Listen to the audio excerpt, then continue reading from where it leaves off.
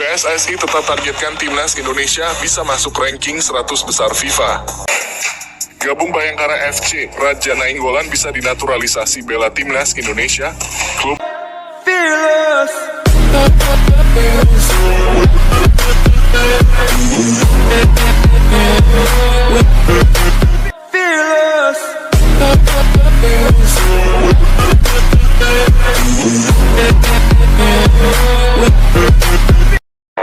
Jordi Amat dapat banyak pelajaran usai JDT kena bantai Kawasaki frontal.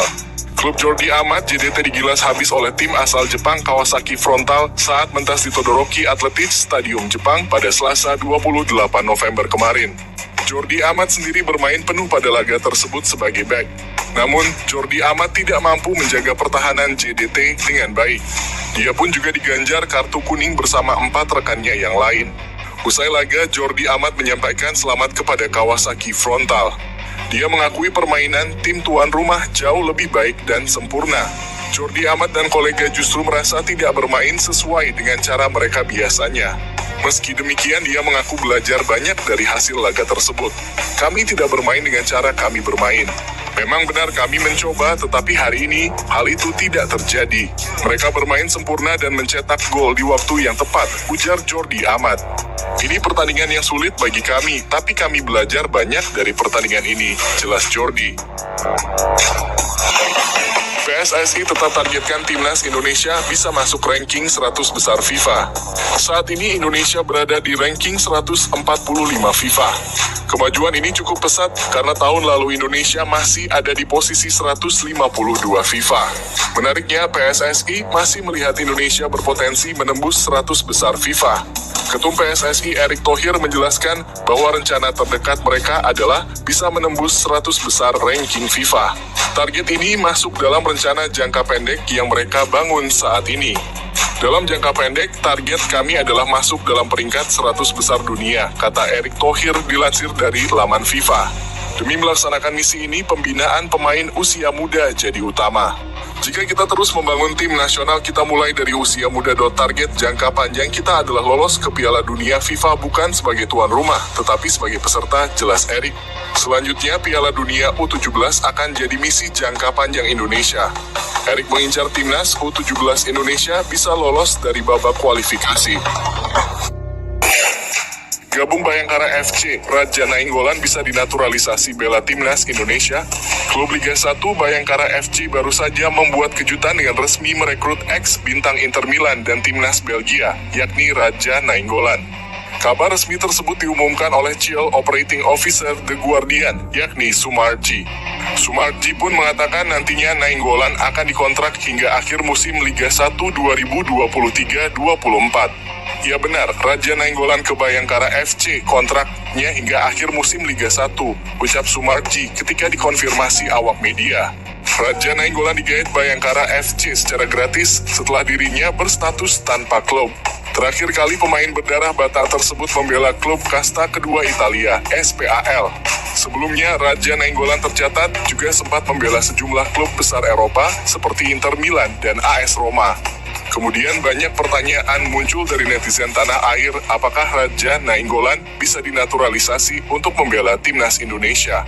Jawabannya bisa, tetapi tidak dapat memperkuat timnas Indonesia. Menurut aturan FIFA, pemain yang pernah membela tim nasional senior sebuah negara minimal 3 pertandingan, ia tak boleh membela negara lain. Keberhasilan Jerman dan Prancis lolos ke final Piala Dunia U17 jadi berkah untuk masyarakat Indonesia. Pendapat tersebut datang langsung dari Ketua Umum PSSI Erick Thohir.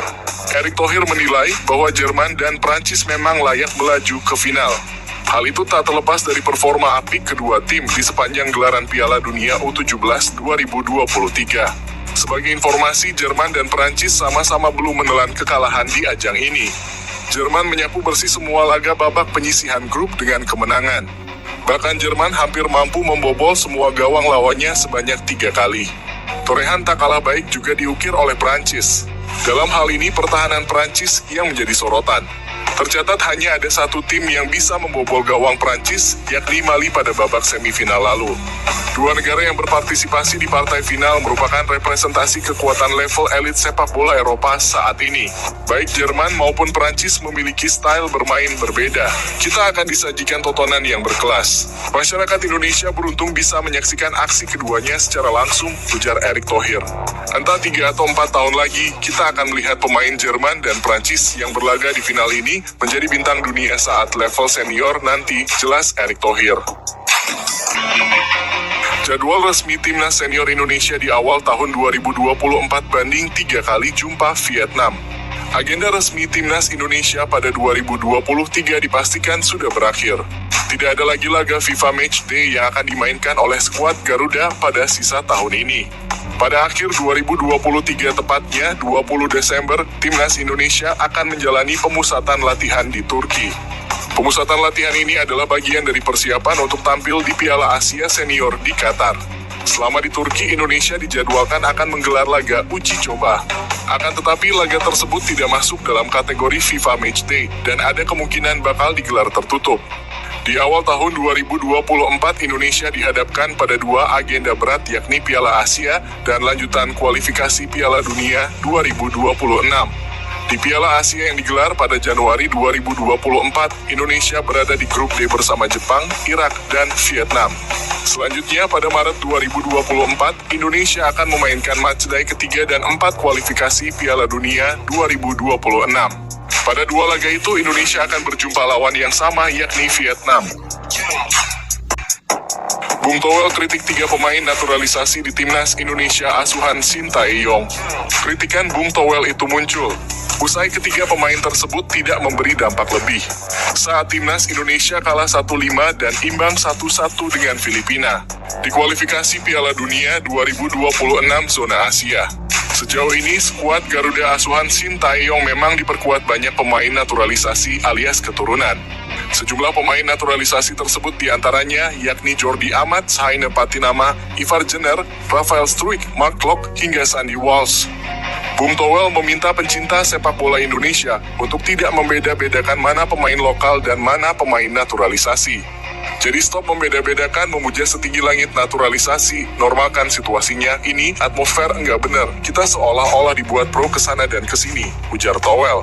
Dia bahkan mengkritik setidaknya 3 pemain naturalisasi asuhan Shin Tae-yong usai bermain di 2 laga Timnas Indonesia pada November 2023 ini. Lantas siapa sajakah mereka? Pertama, Saine Patinama. Ia menjadi salah satu pemain naturalisasi yang dikritik oleh Toel karena kualitasnya dianggap sama dengan pemain lokal seperti Pratama Arhan. Kalau Saine di atas Arhan, kenapa Saine diganti saat menghadapi Filipina, artinya 50-50 ketika Timnas butuh tampil lebih menyerang. Akhirnya Arhan yang dimasukkan, kata Toel. Kedua, Sandy Walsh. Ia juga dikritik Toel karena performanya buruk saat menghadapi Filipina yang hanya bermain 30 menit sebagai gelandang. Terakhir, Rafael Struijk. Winger milik Ado Den Haag itu juga dikritik karena kualitasnya sama dengan pemain lokal seperti Ramadhan Sananta.